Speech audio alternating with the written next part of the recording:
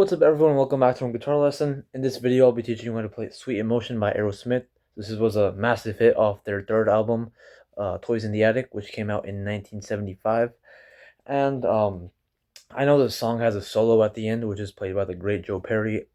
But as we all know, Joe Perry's solos are a little bit exotic, you could say. So I'm going to teach you another lesson because that could take an entire video on it, and it's kind of hard to hear as well because it's so deep in the mix. But besides that, the song is mainly made up of two riffs, and both of these riffs are like they're not that hard to play, to be honest. So if you learn both of these riffs, then you'll basically be able to play the entire song. There's some guitar overdubs going on with the bass melodies and stuff like that, but the main thing we're gonna look at is two main riffs that go on within the song. There's the verse riff and the interlude riff. So the verse riff is the one where you hear Brad Whitford and Joe Perry playing the riff, and Steven Tyler does the vocal. It goes back to them, back to vocal. So it's just back and forth, just like an interchange basically. So it's that one. So pretty simple. It's we're gonna go from a D power chord to an A power chord. Then we're gonna hit the A power chord again.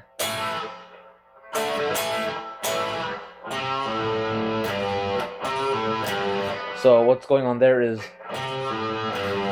three pull off, three on the A string, pull off to the open A. So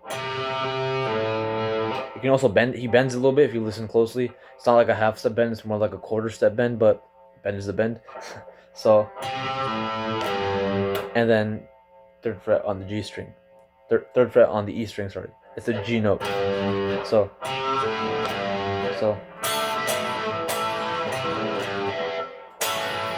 And then at the end you hit the A power chord again. So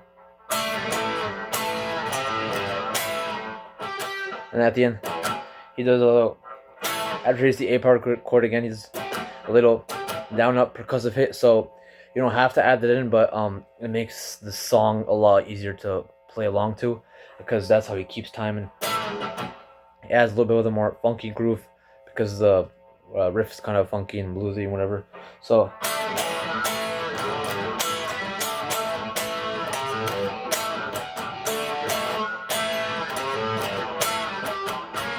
like that. So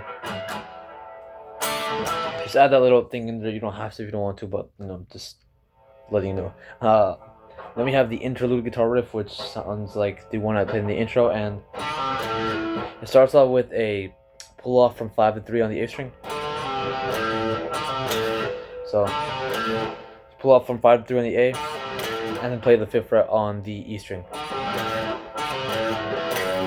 and then you quickly play the open E string to the 2nd fret on the E string. So the open E string is very quickly heard. It's not very apparent. It's just very quick, just like that. So then you can play the open E string again, this time slightly longer, and play the 3rd fret on the E string twice. So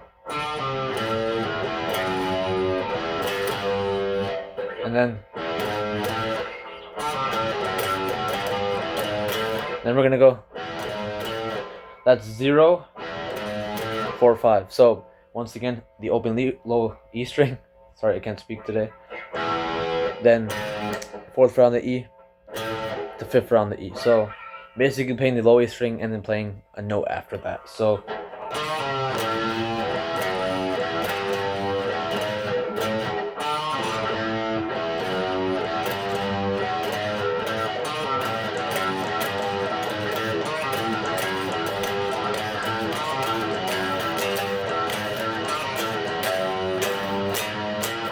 after you play that a couple of times, depends which part of the song you're in, because sometimes they do like one full measure of it, sometimes they do like a double measure, double part, whatever you want to call it. So regardless whichever part of the song you're in, at the end of that interlude part, you'll hear. So it starts the same, the pull off, 5th fret on the E string, 0, 2 on the E.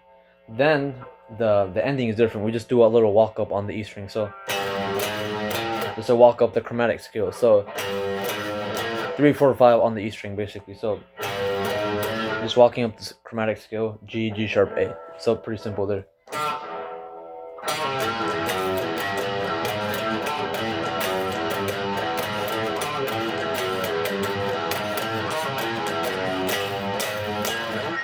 Alright, then he just goes back to the main riff and the interlude again and again and again. It repeats like 4 or 5 times throughout the entire song.